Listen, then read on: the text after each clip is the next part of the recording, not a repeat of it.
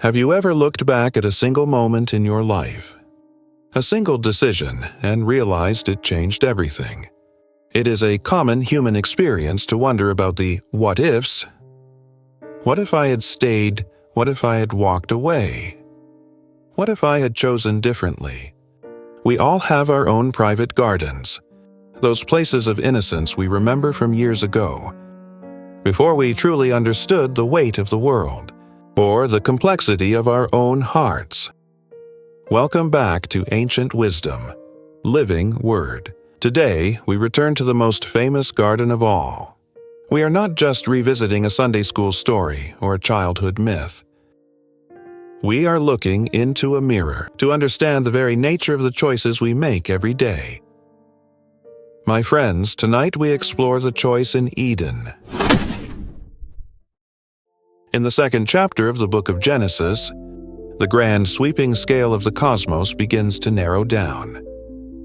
The stars and the vast swirling oceans of the creation week fade into the background. The lens of the story focuses in, as the Creator plants a garden in the east, in a place called Eden. Picture it with me. A gentle mist rises from the earth to water the ground. It is a world before the struggle, before the toil. Out of the fertile soil grow trees that are not only good for food, but pleasant to the sight. It is a place of total perfect harmony. Every leaf, every creature, every sound was in accord with the peace of the beginning. The geography of this place was intentional. Through this garden flows a river that divides into four heads. The Pisian, which winds through the land of Havilah, where there is gold, the Gihon, the Tigris, and the mighty Euphrates. These rivers represent the lifeblood of the world, flowing out from a single source of goodness to water the rest of the earth. In the very center of this sanctuary stood two distinct trees. They were not hidden in a corner. They were in the middle of everything. The tree of life and the tree of the knowledge of good and evil. It was here that humanity was given its first purpose. We often think of paradise as a place of idle rest. But the ancient text says, man was put there to tend the garden and to keep it. There was a joyful work to be done, a partnership with the world. But with that freedom and with that purpose came the first boundary. A single limit in an infinite paradise. You may surely eat of every tree, but of the tree of the knowledge of good and evil you shall not eat. For a time there was peace in that boundary. There was safety in knowing the limits. But as we know, the quiet of the garden was eventually met with a question. A whisper that did not come from a place of command, but from a place of deep, subtle doubt. Did God actually say, "You shall not eat of any tree in the garden"? The question was designed to make the boundary feel like a prison, rather than a protection. We often focus on the fruit itself, but the story tells us the real change happened in the mind. First, the woman looked at the tree and she saw that it was good for food, that it was a delight to the eyes, and most importantly, that it was a tree to be desired. To make one wise, it was the pull of something more, the desire to step beyond the boundary and see the world through eyes that were not quite ready for the view. It was the desire to be the master of one's own definitions of good and evil. The choice was made. The fruit was taken, and in that moment the narrative shifts from the external garden to the internal conscience. Suddenly, for the first time, Adam and Eve felt a new emotion, an emotion that has followed humanity ever since. Shame. They noticed their nakedness. They felt exposed. They hid themselves among the trees, trying to cover their vulnerability with the leaves of the garden. When the Creator walked through the garden in the cool of the day, calling out, "Where are you?" He was not asking for a location. He was asking about their state of being. He was inviting them to come out of the shadows. The innocence was gone.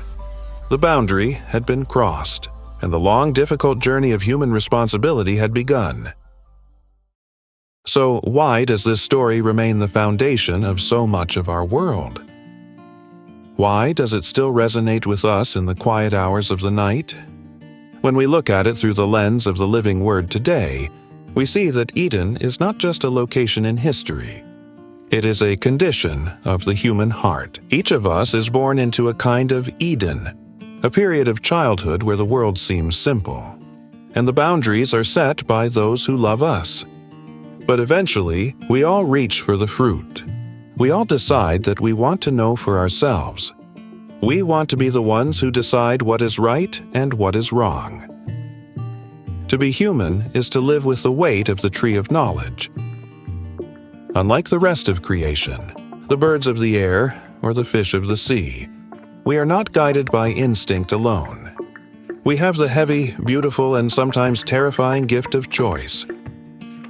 As we reach the later chapters of our own lives, as the hair turns gray and the pace of life slows, we often spend more time looking back at our own Edens. We remember the moments where we reached for things we were not ready for. We remember the choices that led us out of a place of peace and into a wilderness of consequence. Perhaps it was a word spoken in anger that can never be taken back. Perhaps it was a path taken out of greed, or a bridge burned out of pride. We all know the feeling of standing outside the gates, looking back at a peace we can no longer reach. But here is the modern wisdom, the living Word hidden in this ancient text. The story did not end at the gates of the garden, when Adam and Eve were sent out into the world. The text tells us a beautiful and often overlooked detail. God made them garments of skin to clothe them even in their failure. Even after they had broken the one rule they were provided for, they were not sent out naked and shivering. They were covered by a grace they did not earn. Even outside the garden, they were guided. This is the profound truth for us today. In our modern world, we often feel like we are living in the fallout of our mistakes. We struggle with regret, we carry the weight of "if only," and we feel the sting of lost innocence. But the living Word teaches us that our choices, even the wrong ones, are the very things that forge our wisdom. You cannot have wisdom without the knowledge of both good and evil. You cannot truly appreciate the light until you have understood the depth of the shadows. The choice in Eden tells us that while we may never be able to go back to a state of total innocence, we are never walking alone in the wilderness. The same voice that called out, "Where are you?" in the garden, is still calling out to us today, not to judge us but to find us. Every choice you make tomorrow is an opportunity to tend your own internal garden. You may not be in Eden anymore, but you can still plant seeds of kindness. You can still water the lives of those around you. With the rivers of compassion, you can choose to use your knowledge of good and evil to protect others, to build up rather than tear down. As we close our time together tonight, I want you to consider your own choices, not with a spirit of regret, but with a spirit of learning. What has your wilderness taught you that the garden never could? How has your journey through consequence made you a person of deeper character? Wisdom is the fruit that grows after the fall. It is the ability to look at our lives, with all their mistakes and all their beauty, and say, "I am still being guided, I am still being clothed, I am still being loved."